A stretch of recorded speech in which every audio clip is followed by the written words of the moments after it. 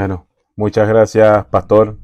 Bueno, una vez más, gracias a todos, hermanos, por la asistencia. De verdad que a mí me llena de felicidad el corazón verlos a todos acá. Sé que no vienen por el pastor, sé que no vienen por mí, vienen por el Señor, lo que Él les va a decir. Y nos empieza a hablar el Señor incluso desde el conversatorio previo, ¿no? Vimos qué quiere el Señor con nosotros. Bueno, esto los teólogos lo han dividido en lo que se llama la voluntad revelada de Dios y después está en la voluntad que Él ha reservado para sí mismo. Es decir, la voluntad revelada de Dios es la Escritura. Todos tenemos un propósito, lo decía el pastor, conocemos ese propósito, evangelizar, orar, leer la Escritura, hacer el bien a los demás, eso está revelado. Ahora, ¿qué día voy a partir con Él? No lo sabemos, ninguno de nosotros, y eso Él lo ha reservado. ¿Por qué estoy pasando por esta enfermedad? Quizás nunca lo descubra, porque Él lo ha reservado para Él, o quizás sí. Por ejemplo, no sé si recuerdan a Lázaro. El Señor dijo que esa enfermedad sea para la gloria de Dios, dijo Jesús. Y al final, Él cuando resucitó a Lázaro, recuerde, Lázaro murió sin saber que iba a ser resucitado. Él no sabía cuál era el propósito, pero Jesús sí. Y después de esto Dios se glorificó con eso. Entonces, nuestra vida, hermanos, siempre lo que estamos viviendo, no sabemos, seguramente va a ser para la gloria de Dios, pero en qué modo va a resultar esto, quizás no lo sabemos, quizás no lo sabremos nunca. Pero confiemos en el Señor y confiemos en su voluntad. Hablando de eso, de la voluntad revelada, de lo que tenemos en la Escritura, hemos caminado literalmente por cada letra del capítulo 1 de la carta de Pablo a los romanos. Eso es algo que creo que hemos cumplido el objetivo, pues la misión que me encomendó el pastor fue que no importa hasta dónde avanzáramos, lo importante es que avanzáramos bien. Yo me imaginé que íbamos subiendo una escalera y que nos aseguráramos bien de pisar cada peldaño. Ahora, si no es suficiente esto, hermanos, estamos acá para contestar las dudas, para repasar los estudios, las notas están a su orden, los videos están en la web, así que no hay ningún problema con eso. Pero hasta ahora hemos entendido entonces que Pablo escribe esta carta a una comunidad de hermanos que vivía en la capital del gran imperio romano. Vimos también que Pablo no había conocido a esos hermanos. Esto es un resumen de lo que hemos visto hasta hoy. Pablo no conocía aún personalmente estos hermanos. Probablemente Priscila y Aquila venían de Roma, se conocían entre ellos, pero Pablo no había estado allá. Y Pablo quería usar la iglesia que estaba en Roma como plataforma misionera. Ahora, miren las características de la iglesia en Roma. Recuerde que la iglesia en Roma estaba constituida tanto por gentiles como por judíos, y por eso él dice primeramente al judío, pero también al griego, porque habían esas dos comunidades dentro de la iglesia. Ellos entre sí tenían problemas, eso lo estudiamos en las primeras sesiones, y además tenían el problema externo. El tema político de la inmoralidad en Roma oprimía a esta iglesia. Por lo tanto, la iglesia estaba sufriendo problemas internos y externos. Ahora, Pablo, a pesar de eso, ora por la iglesia, proclama su amor por esa iglesia y nos queda este maravilloso tratado que grandes hombres de Dios han elogiado con el tiempo. Toda la escritura es inspirada por Dios. Pero como siempre les digo, el libro de Romanos yo creo que es esencial para el discipulado del creyente y cada vez, o si es posible una vez al año, repetirlo. Agustín de Hipona escribió al respecto, toda la duda se disipó después que leyó este libro. El gran filósofo, el mayor filósofo creo de la historia, y sabemos también que fueron estos versículos lo que Dios utilizó para desencadenar la reforma protestante. Entonces miren el impacto que ha tenido este texto en la historia. Yo creo que la Biblia, y por fe sé que es así, estoy seguro, es el libro que más ha impactado a la humanidad y lo va a seguir haciendo, y tenemos diferentes joyas en él, y el libro de Romanos indudablemente es una de ellas. En la sesión número 1 vimos que a pesar de la situación poco favorable en el contexto del primer siglo en Roma, esta iglesia fue creada por creyentes comunes y corrientes. ¿Se acuerdan de eso? No hubo un apóstol que fue hasta allá a fundar la iglesia. Creyentes comunes y corrientes, y cuando digo comunes y corrientes no quiero ofender a nadie, sino que simplemente no era ninguno de los 12. Eran gente como usted y como yo, cuyo Espíritu Santo es el mismo que usted y yo tenemos. Por lo tanto, nada le impide nada nos impide a ninguno de nosotros trabajar en la obra, fundar una iglesia, porque el que va a dar el crecimiento es el Señor. Entonces, hermanos, adelante con su ministerio de proclamar el evangelio. No sabemos hasta dónde vamos a llegar. Estos hermanos se tomaron en serio la promesa hecha por el Señor Jesús en Juan 16:33, donde decía: en el mundo tendréis aflicción. Ellos pasaron seguramente muchas aflicciones como nosotros hoy las tenemos. Recordamos también que ellos no tenían templo como nosotros hoy no tenemos templo, pero eso no detuvo el desarrollo de la iglesia, de la fidelidad y de los santos del Señor. Tanto así que el Señor Jesús nos cambia la mentalidad en las bienaventuranzas y nos dice en Mateo capítulo 5 versículo 10, bienaventurados los que padecen persecución por causa de la justicia, porque de ellos es el reino de los cielos. Dice el versículo 11, bienaventurados sois cuando por mi causa os vituperen, os persigan y digan toda clase de mal contra vosotros mintiendo. Esto es súper importante, es importante que las personas estén mintiendo, porque si están hablando contra ustedes por hacer cosas malas, obviamente eso no tiene ningún sentido. Dice, gozaos y alegraos porque vuestro galardón es grande en los cielos. Así que en la primera sesión realzamos eso. En la segunda sesión vimos también cómo el apóstol Pablo dio un cambio completamente después de su llamado. Y la pregunta práctica en ese día fue, ¿hemos nosotros hecho ese cambio rotundo en nuestra vida desde que el Señor nos llamó? ¿Estamos 100% comprometidos nosotros con nuestro ministerio? Y también en esa sesión, vimos que el evangelio no es un mensaje nuevo, no es un mensaje que se inventó en el primer siglo, es un mensaje que había sido prometido desde siempre en las escrituras, y que Jesús era el Mesías prometido, y Pablo dice, Jesucristo, hijo de David. Por lo tanto, el cumplimiento de la profecía mesiánica fue perfecto en nuestro Señor, y por eso nuestra fe, hermanos, es en Él, en que por Él vamos a llegar al cielo, o ya llegamos al cielo, solamente que el tiempo no se ha cumplido en que marchemos. En la sesión 3 aprendimos cómo el testimonio de los hermanos en Roma, a pesar de la situación difícil que vivía, se regaba, se proclamaba por todo el mundo conocido. ¿Recuerdan eso? Su fe se proclama por todos lados, por todo el mundo. Después Pablo dice que sin cesar hace mención por los hermanos en sus oraciones. Y esto es un buen ejemplo para nosotros, hermanos. Pablo no solamente entendía la necesidad de oración, sino que también practicaba todo el tiempo por todos los hermanos el hábito de la oración. Así que es un llamado a nosotros para siempre estar velando y orando por todos los santos. Pablo había deseado ir profundamente a Roma, de lo que decía la hermana Elena, pero había sido estorbado por su misión evangelística. En Romanos capítulo 15, versículo 14, nos aclara esto, que era lo que le había impedido ir a visitar ahí. A partir de aquí dividimos en 6 por qué el estudio, y empezamos porque no me avergüenzo del evangelio. Ya llegando a la mitad notamos entonces que quizás para los filósofos de la época era un poco incongruente el mensaje del evangelio. Los judíos pedían señales, los filósofos pedían ideas lógicas, razonables, pero Pablo dice que no es más que eso. El evangelio es todo lo que el hombre necesita para ser salvo y que él no se avergüenza del evangelio. El llamado fue a no restarle esencia al evangelio ese día. Es como cuando usted prepara un café. El café, y perdón por la comparación, pero el café trae sus medidas. Es una cantidad de agua en la cual se diluye cierta cantidad de café. Ahora, si yo tomo esa misma cantidad de café y la diluyo en el Pacífico, eso no va a tener sabor a café, no va a tener color a café, en nada va a parecer café. De la misma manera, si yo el evangelio lo vierto entre filosofías, si el evangelio lo vierto entre psicologías, entre antropología, lo diluyo mucho, tengo un problema con él. Y es que va a perder su esencia. De la misma manera, si hago lo contrario, si yo empiezo a cargar el evangelio con elementos que no le pertenecen, voy a tener un problema y no voy a predicar el verdadero evangelio. Por lo tanto, debemos predicar el evangelio puro. Hermanos, oremos porque nuestro evangelio sea la letra escrita en la Biblia, pronunciada por nuestras bocas.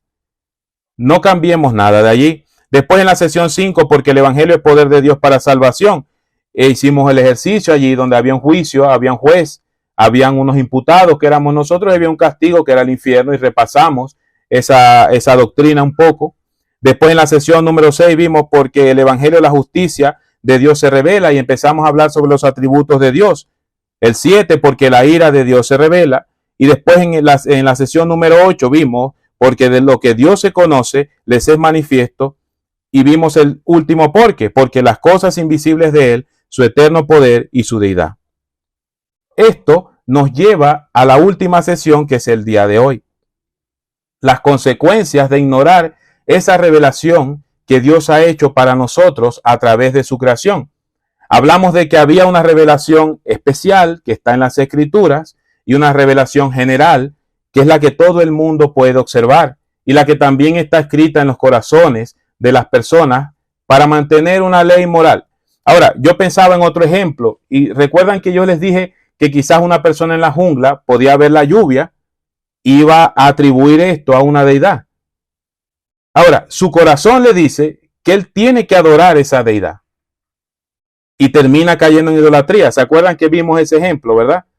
Ahora, ¿qué dictamina en el corazón de esa persona que a esa deidad hay que hacerle un sacrificio, o que a esa deidad hay que ponerle un nombre, o que a esa deidad hay que hacerle alabanza? Es esa revelación que Dios hace en cada uno de nosotros. El detalle está que cuando, como dice el versículo 25, ya que cambiaron la verdad de Dios por la mentira, honrando y dando culto a las criaturas antes que al Creador, el cual es bendito por los siglos. Amén. Y les comentaba que vi un video de un sacerdote católico debatiendo con un bautista, y él le decía, pero es que criatura fuera de Dios, todo es criatura. Por lo tanto, a cualquier cosa que yo le dé gloria fuera de Dios, estoy honrando a las criaturas antes que al Creador. Y yo no creo que haya un versículo en la Biblia que sea más claro que este para hablar de la idolatría. No sé si usted se acuerda, pero yo creo que no hay otro versículo que sea tan exclusivo de decir solamente al Creador hay que dar honra, solamente al Creador hay que dar culto, a más nadie, a ninguna otra cosa creada. Y después de Cristo, Dios y el Espíritu Santo, hermano, todo ha sido creado. Todo tiene un principio. Solamente nuestro santo Dios es eterno. Y ahora, yo le pregunto algo. Cuando usted mira a un gobernante que quizás, y este es el tema de hoy, cuando usted mira a un gobernante que quizás hace una ley pro aborto o una ley pro matrimonio igualitario, ¿por qué a usted le extraña esto? Nosotros tenemos jóvenes y niños que han pasado la vida entera en la iglesia y cuando llegan a la edad adulta se separan del Señor. Ahora, si una persona que nunca ha tenido una educación bíblica de repente dice que va a crear una ley pro aborto, y estoy hablando obviamente de alguien que legisla o que apoya estos movimientos, yo creo que ese es el resultado normal de una educación no bíblica. Lo que sí me extraña mucho es que una persona que haya tenido durante su niñez o su juventud una educación bíblica, después se comporte así. Ahora, aquí este versículo nos aclara qué es lo que está ocurriendo. Él dice, miren, ya que cambiaron la verdad de Dios por la mentira. Esto es un acto voluntario. Es un acto de voluntad propia. Aquí lo que está ocurriendo, hermano, es que a la persona simplemente no le gusta lo que Dios ha planeado para su vida. Los que conocen mi historia saben que yo pasé por un periodo igual. Yo conocía perfectamente la voluntad de Dios para mi vida, simplemente que yo no quería adaptarme a las leyes del Creador, sino a mis propias leyes. Ahora, lo que Dios está diciendo acá es que estas personas no están actuando en desconocimiento. Ellos conocen la verdad, porque para cambiar una verdad hay que conocerla. Ellos conocen la verdad y han decidido cambiar la verdad de Dios por la mentira y empiezan honrando y dando culto a las criaturas antes que al Creador. El egocentrismo, por ejemplo, el orgullo, es adorar a una criatura más que al Creador. Por ejemplo, cuando usted tiene una discusión, aquí la mayoría es casado, seguramente le ha pasado que tiene una discusión con su esposo, con su esposa, y llega el momento que siguen discutiendo, aunque ya el origen de la discusión perdió sentido. Ya ahí no hay, o sea, ya a veces ni nos acordamos porque estamos discutiendo, pero queda el orgullo. Y es lo que impide que pare la discusión y que se reconcilien las partes. Es el orgullo lo que nos hace daño. Y eso, hermano, se llama idolatría. Usted está dañando la relación con Dios por exaltarse usted mismo. Dice el versículo 26, por esto Dios los entregó a pasiones vergonzosas, pues aún las mujeres cambiaron el uso natural por el que es contra naturaleza. Ahora, este versículo, Dios les entregó, es una frase que quiero abordar con mucho cuidado. Esto encierra, mire, la palabra entregó, cuando la aplicamos en el sentido de Dios, encierra la idea, por ejemplo, cuando dice que Cristo se entregó en la cruz, eso lo vemos en Gálatas 2:20 y en Efesios 5:2, dice que Cristo se entregó a la cruz. Hermano, a Cristo no lo sujetó la cruz. A Cristo no lo doblegaron los guardias imperiales. A Cristo no lo doblegaron los religiosos de la época. Él decidió entregarse. Si Cristo hubiera deseado, escuche esto, deseado solamente que el mundo se acabara ese día, no estuviéramos aquí hoy. Si en su mente divina él hubiera deseado que alguno de los guardias muriera, hermano, ese hombre hubiese caído muerto. Ahí en ese momento. Es Dios hecho hombre el que estaba en la cruz. Él se entregó voluntariamente, a él no lo mataron, él entregó su espíritu. De la misma manera está diciendo que Dios entregó a aquellos que cambiaron la verdad de Dios por su propia verdad. Es decir, los teólogos han llamado esto voluntad pasiva, es que cuando Dios, pudiendo hacer algo, decide no hacerlo. Dios puede hacer lo que él quiera, pero hay cosas que él decide no hacer. Por ejemplo, mire, déjeme ilustrarlo de esta manera. Cuando nosotros nacemos, el día que nacemos, nosotros somos liberados desde una aeronave, sin paracaídas, con destino el piso.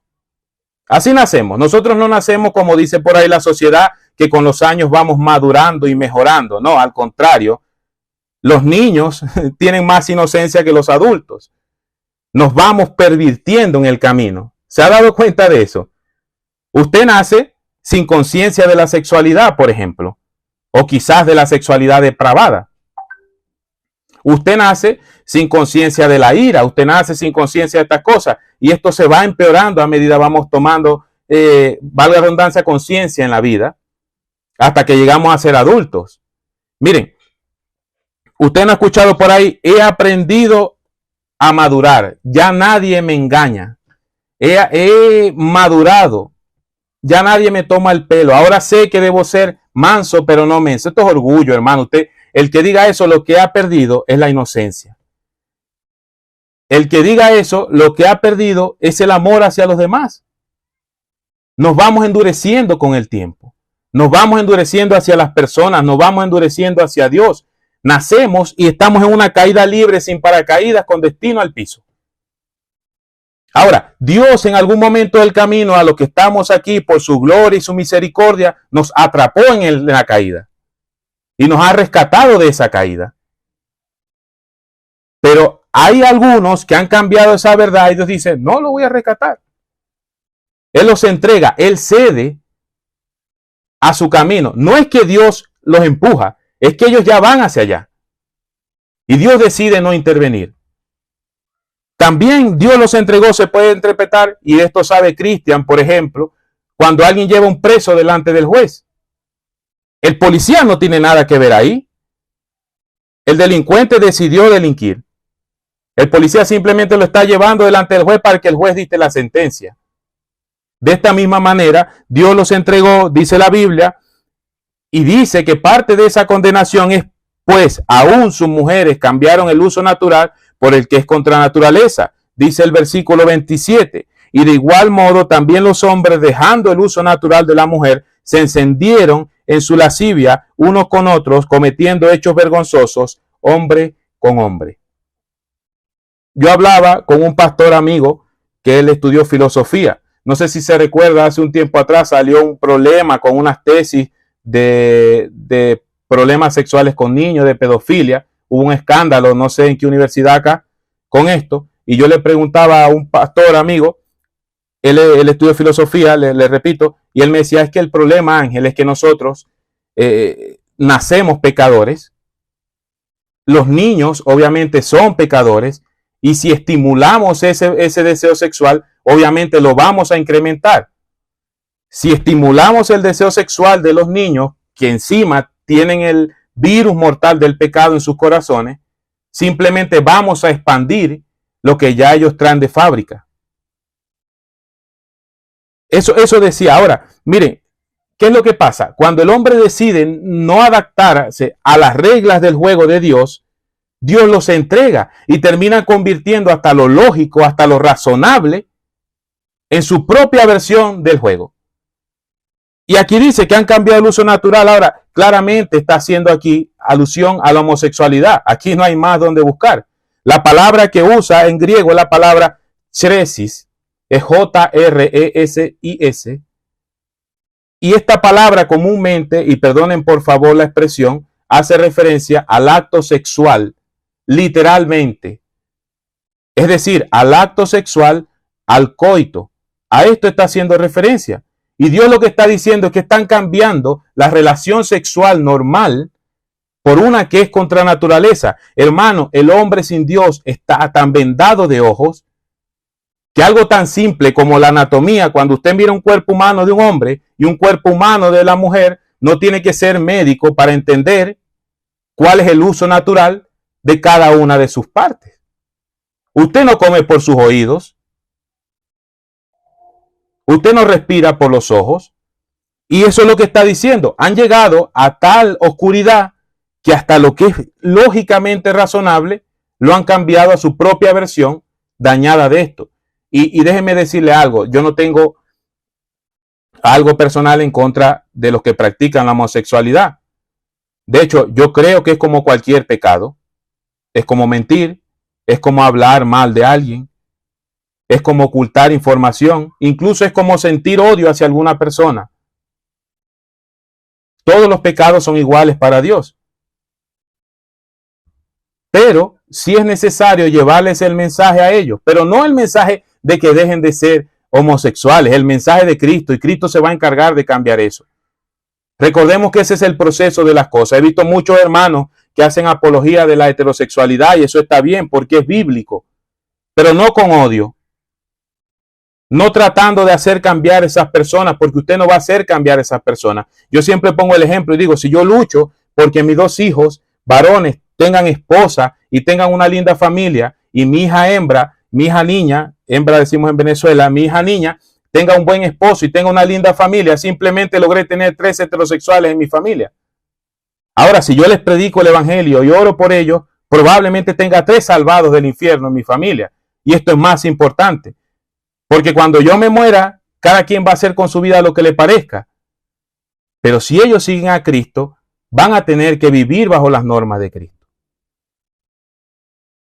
Ahora, después de esto nos da una larga lista de pecados a partir del versículo 28, y como ellos no aprobaron tener en cuenta a Dios, hermanos, Dios está ahí, ellos lo están ignorando. He escuchado mucha gente decir, si simplemente Dios nos diera una evidencia de su existencia, mira por la ventana, mira al cielo, mira el mar, mira una planta. Holman dice en Apologética, en su libro Apologética Cristiana, dice Holman, no hay nada más común en la tierra que un grano de arena. ¿Y quién ha podido replicar esto? Nadie. Escuché un ejemplo sobre la creación. Unas personas lograron clonar al hombre. Llegaron al punto de que ya podían crear un hombre. Y decidieron retar a Dios a una competencia. Y le dijeron, Dios, ya logramos replicar tu obra majestuosa, tu obra máxima, que es el hombre. Y Dios dijo, ya, haga usted su hombre y yo hago mi hombre y vemos qué pasa. Llegaron los tipos, trajeron su máquina, trajeron arena, echaron la arena dentro de la máquina y Dios les dijo, un momentico, creen su propia arena. No están haciendo el hombre como yo lo hice, están tomando mi arena.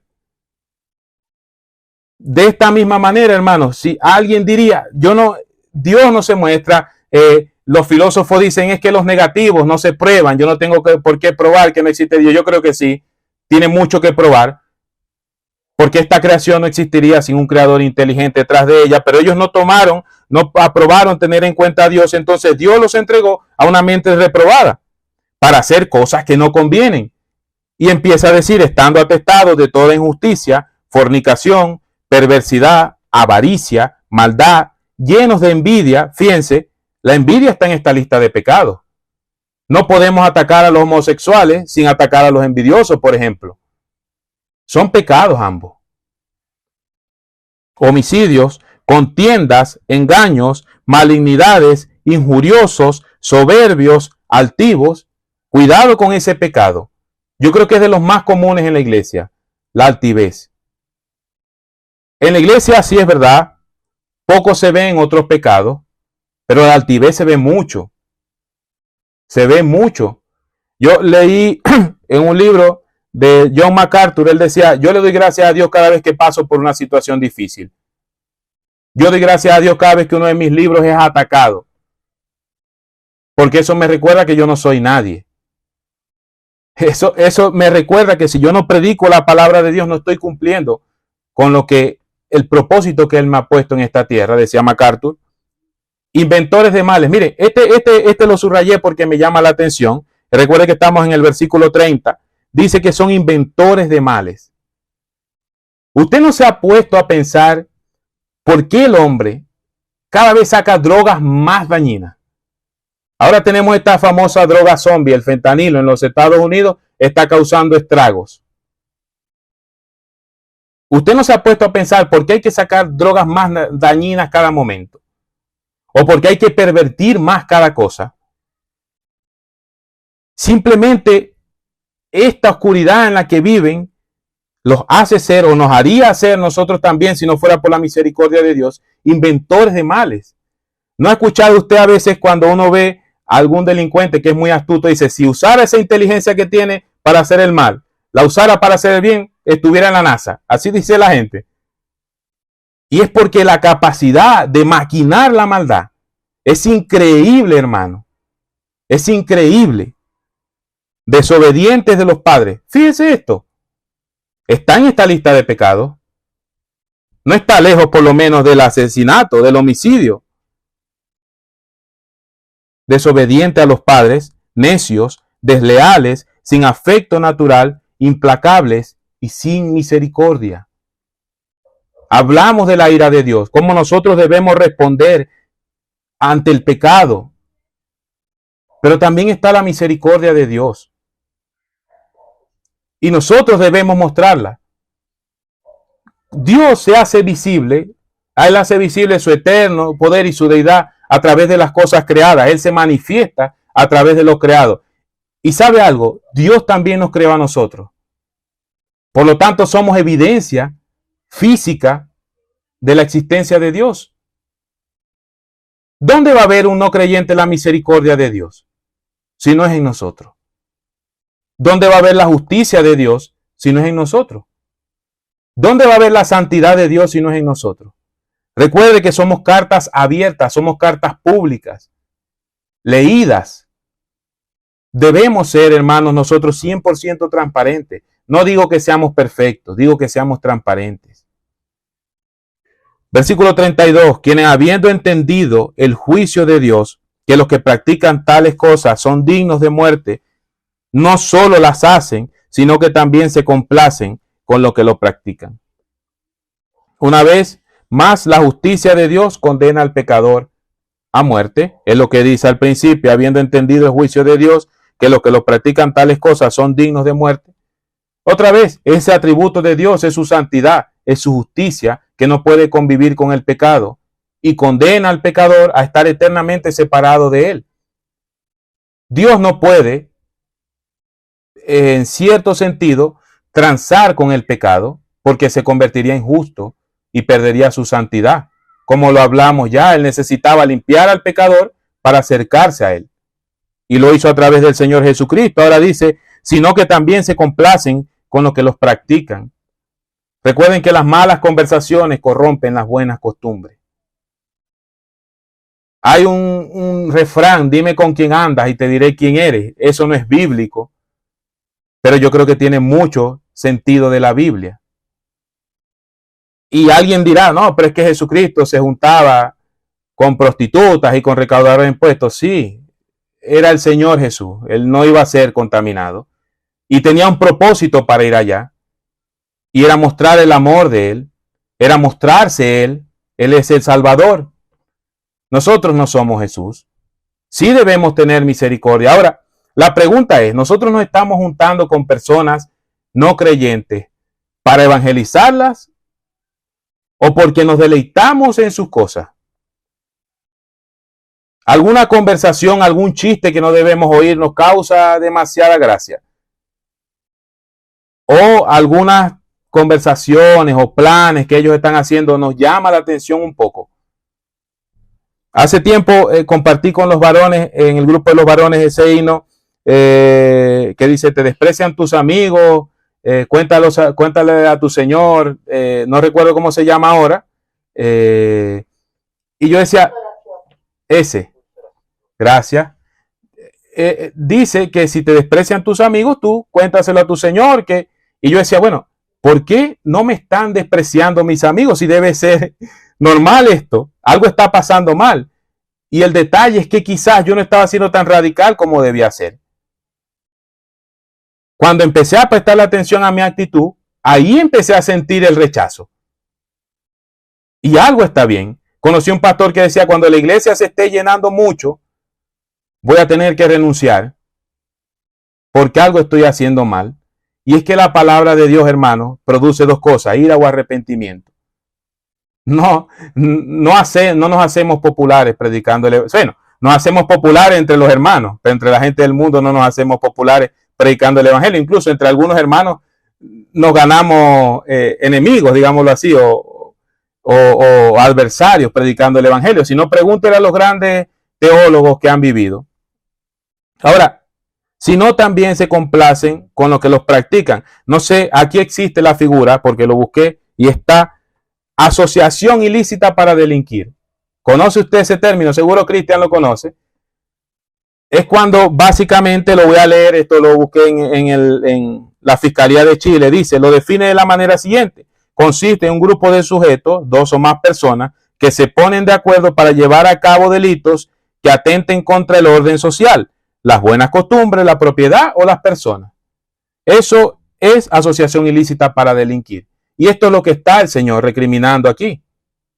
Cuando nosotros nos juntamos con un grupo de personas para romper la ley de Dios, en algún sentido, estamos complaciéndonos con aquellos que hacen maldad. Hermano, el pecado no es algo accidental la mayoría de las veces. El pecado no nace en los músculos ejecutando la acción. El pecado nace en la mente de las personas. Cuando yo planifico ese tiempo a solas para ver cosas que no debo ver en mi celular, cuando yo trato de ocultar cierta información porque sé que me perjudica, ya lo he pensado en mi cabeza. Siempre hago la diferencia. No es lo mismo que yo, ni Dios lo quiera y nos proteja a todos los que estamos acá, sacando el auto en retroceso, atropella a alguien porque no lo vi, a yo en mi cabeza planificarme, si pasa esto, voy a hacer esto, voy a llevar un arma y voy a arremeter contra esta persona. Vea usted el pecado de inmoralidad sexual, por ejemplo. No es algo que se da por accidente. No hay manera de que eso ocurra accidentalmente. No hay forma. El robo, por ejemplo. Pero le voy a decir uno más fácil y más común. Murmurar de los demás. Eso no ocurre por accidente.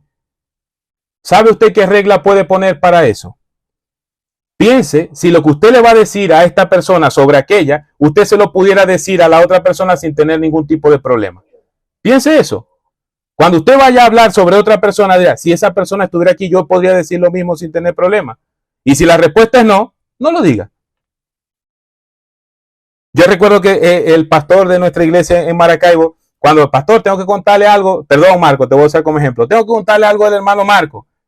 Ya, si llamo a Marco, se lo decís a él. No, pastor, bueno, entonces no me digáis nada. Porque ese es el problema. Entonces, si usted está viendo que se está poniendo de acuerdo para hacer cosas que no agradan a Dios o cosas que no edifican, cuidado hasta dónde está llegando con eso. En conclusión, y viendo en retrospectiva todo el capítulo hacia atrás, hemos entendido que Dios se revela al hombre. Esto se resume en santo buscando pecadores. Dios se revela, una revelación general. Él empieza mostrando su creación. Después, a través de nosotros, que debemos llevar la palabra hacia los no creyentes, está esa generación, esa revelación específica, esa revelación especial. Después de esto, está el llamado de nosotros a testificar a Jesús. ¿Cómo van a creer si nadie les predica? ¿Cómo van a convertir esa imagen general de Dios en el Señor y Salvador Jesucristo si nosotros no le decimos? Hermano, usted en su Biblia y en su mente y en su corazón tiene la fórmula ganadora. Compártala. Y después hemos visto cómo Pablo y los hermanos en Roma vivían conforme al carácter de Dios. Y esto nos lleva al final, que sería el principio del libro. No importa el contexto en el que esté viviendo. No importa si ahorita no tenemos templo, deseamos todos llegar al templo, pero que eso no nos detenga. No importa si el hermano Cristian está en la granja, la hermana Elena en la Florida, el pastor anda en el sur a veces, Marco y Jackie están en Ñuñoa o en Providencia, hermano Jorge en Peñalolén, yo estoy en Santiago. Hagamos iglesia donde estemos. Otra vez, hermanos, el mismo Espíritu de Dios que habitaba en los hermanos de Roma, a los que perseguían los emperadores, a los que quemaban en el Coliseo, a los que crucificaban allá, ese mismo Espíritu lo tenemos nosotros. Recuerden, estudiamos Hechos 1:8. No esperemos que Dios desate una persecución hacia nosotros para que por ese motivo tengamos entonces que predicar desesperadamente. Vivamos conforme al carácter de Dios sin importar la circunstancia en la que estemos. Sé que no es fácil, sé que hay situaciones difíciles, enfermedades. Denise, si el Señor no hubiera permitido que pasaras por esto, ¿quién le va a dar testimonio a los doctores que te están tratando? Ahí está usted. Chris nos contó una vez cómo con sus compañeros de la policía y incluso con los detenidos ejercitaba su evangelio. Cada uno de nosotros está en la situación que está porque el Señor lo ha permitido. Vivamos conforme a Él y prediquemos el evangelio. En tu entorno no es una excusa. Esta carta es de Dios para ti. Hermanos, que Dios los bendiga. Voy a orar y a dar por finalizada pues mi intervención de la noche de hoy. Señor, gracias por estos hermanos que han estado acá. Gracias, Señor, por la carta del apóstol Pablo a los romanos que nos ha llevado durante estos 2 meses a culminar el capítulo 1. Señor, gracias porque en primera instancia te revelaste, Señor, a través de la creación, con tu poder, con tu divinidad. También dentro de nosotros dejaste un poco de moral con el que quizás pudimos llegar hasta cierta edad. Cuando tu evangelio, Señor, nos abrió los ojos. Cuando tu evangelio, Señor, fue esa luz que iluminó nuestro camino oscuro. Gracias, Señor, porque aún antes de nacer ya tú pensabas en nosotros. Gracias por tu cruz, gracias por tu palabra. Gracias, Señor, por este grupo fiel de hermanos que ha permanecido en el tiempo, Señor, no solamente acá en este curso, sino que también en TVB, Señor, sirviendo a usted, Padre, honrándole a usted. Ahora te ruego que lo que hemos aprendido cada uno de nosotros durante este tiempo se convierta en práctica. Que se haga, Señor, tan habitual en nosotros vivir conforme a tu carácter, que sea nuestro único estilo de vida. Te ruego, Señor, que cierres las opciones. Te ruego que no tengamos opciones de vivir conforme a tu voluntad o fuera de ella. Te ruego que la única opción que nos deje, Señor, sea vivir conforme a lo que usted quiere para nosotros. Y que podamos estar firmes hasta el día que usted nos llame con usted o que venga por nosotros. Gracias por su amor, gracias por su misericordia, gracias por su justicia, gracias por su ira, Señor. Gracias, Señor, en el nombre de Jesús. Amén. Gracias, hermanos.